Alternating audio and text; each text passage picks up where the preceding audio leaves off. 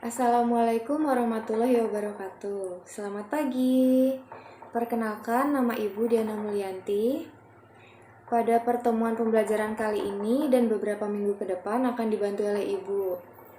Untuk absensi kali ini akan dilakukan di Google Classroom ya. Nah, pada pertemuan kali ini kita akan membahas tentang persebaran flora dan fauna di dunia dan faktor-faktor yang mempengaruhinya. Sebelumnya, kalian pasti sudah tahu tentang objek kajian geografi yang terdiri dari hidrosfer, litosfer, atmosfer, antroposfer, dan biosfer. Nah, pada kali ini kita akan belajar pada lingkup biosfer. Biosfer terdiri dari dua kata. Yang pertama bios atau hidup dan sphaera atau lapisan.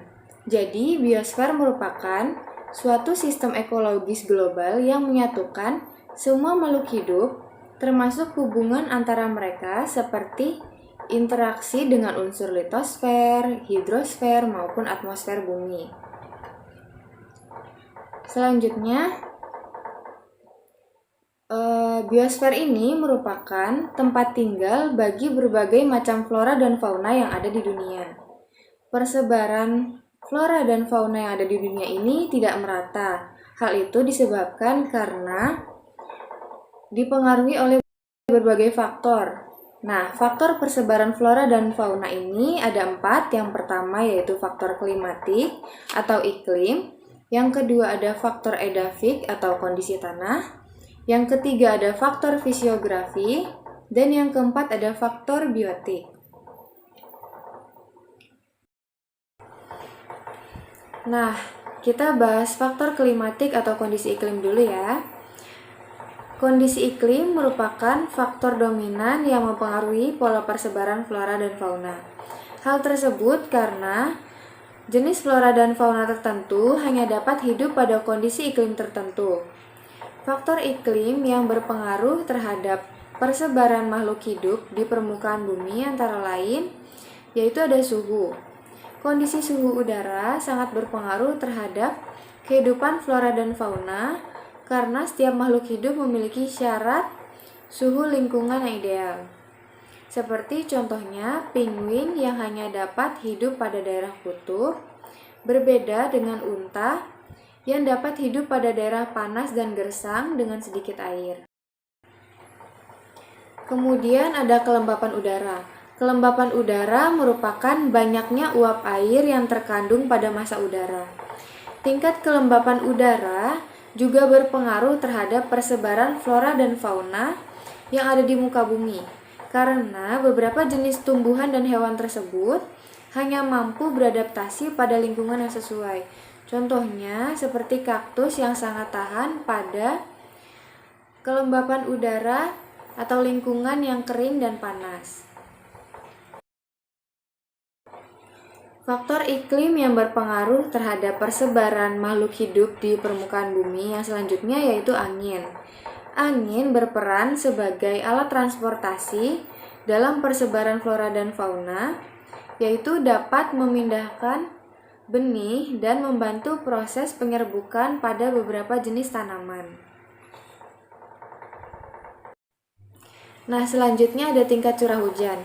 Wilayah dengan curah hujan yang tinggi pada umumnya merupakan kawasan yang dihuni oleh berbagai macam spesies dibandingkan dengan wilayah dengan curah hujan yang rendah. Faktor yang mempengaruhi persebaran flora dan fauna yang kedua yaitu ada faktor edafik. Faktor edafik atau kondisi tanah berpengaruh bagi persebaran flora dan fauna di dunia karena tanah merupakan tempat bagi tanaman untuk tumbuh dan berkembang. Jadi, daerah yang subur cenderung memiliki flora dan fauna yang beragam dibandingkan dengan daerah yang tandus. Selanjutnya ada faktor fisiografi. Faktor fisiografi yang berkaitan dengan persebaran makhluk hidup adalah ketinggian tempat dan bentuk wilayah. Hal ini karena suhu udara mengalami penurunan sekitar 0,5 derajat Celcius sampai dengan 0,6 derajat Celcius tiap kenaikan 100 meter dari permukaan laut.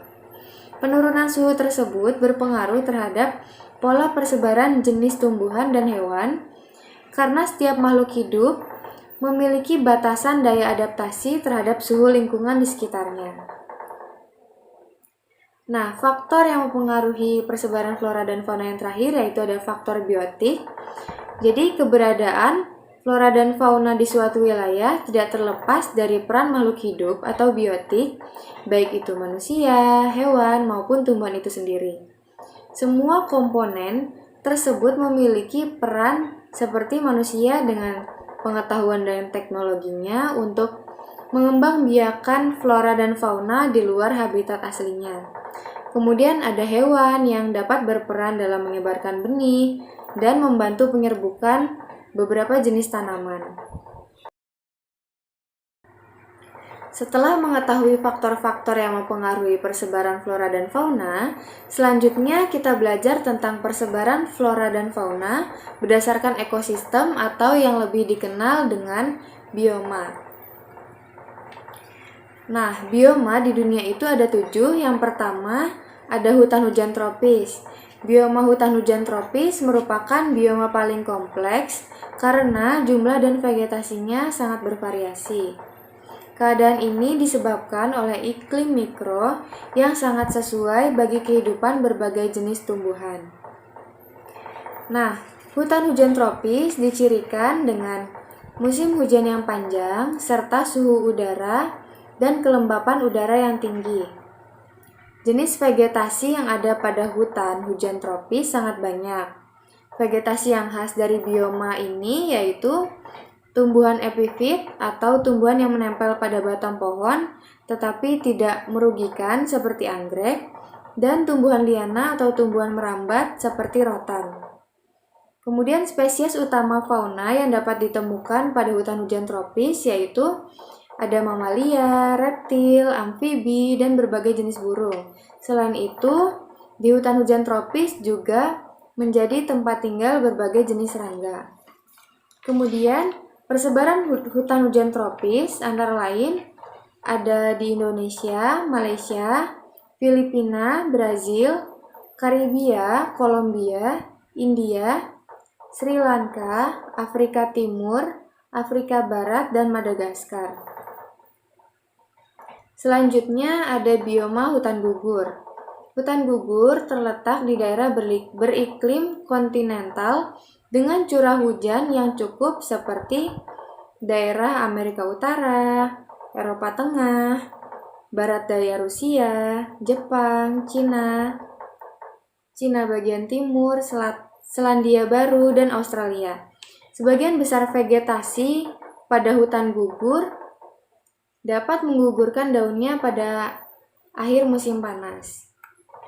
Nah, kemudian ada bioma sabana. Sabana merupakan padang rumput yang diselingi oleh semak belukar dan pohon-pohon tinggi, namun tumbuh menyebar dan jarang. Sabana banyak dijumpai di sebagian wilayah Nigeria, Tanzania, India, Australia, Costa Rica, Brazil, serta sekitar Bali dan sebagian Nusa Tenggara Barat.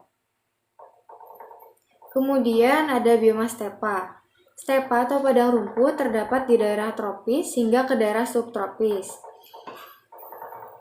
Hujan yang tidak teratur dan daya serap tanah yang rendah mengakibatkan tumbuhan yang dapat tumbuh pada bioma stepa adalah rumput.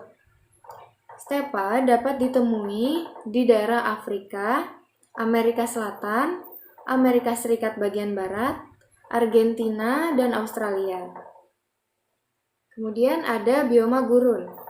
Bioma gurun terdapat di wilayah yang memiliki curah hujan rendah, kemudian sinar matahari di gurun sangat terik dan tingkat penguapan tinggi sehingga suhu siang hari sangat panas.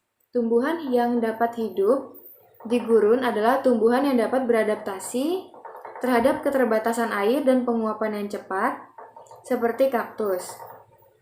Bioma gurun terdapat pada wilayah Afrika, Amerika Tengah dan Selatan, serta Australia. Kemudian ada bioma taiga.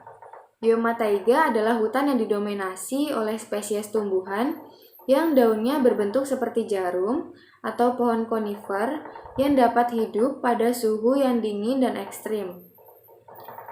Persebaran bioma taiga meliputi kawasan Eropa, Asia, dan Amerika Utara. Kemudian yang terakhir ada bioma tundra.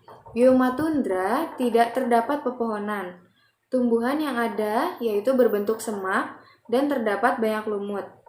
Bioma tundra terdapat pada wilayah Arktik. Nah, sekian penjelasan materi dari Ibu.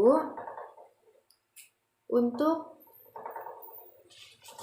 pembelajaran hari ini, jadi dapat disimpulkan bahwa flora fauna yang ada di permukaan bumi tersebar secara tidak merata karena disebabkan oleh berbagai faktor yang sudah dijelaskan tadi, seperti ada faktor iklim, kondisi tanah, fisiografi, serta makhluk hidup.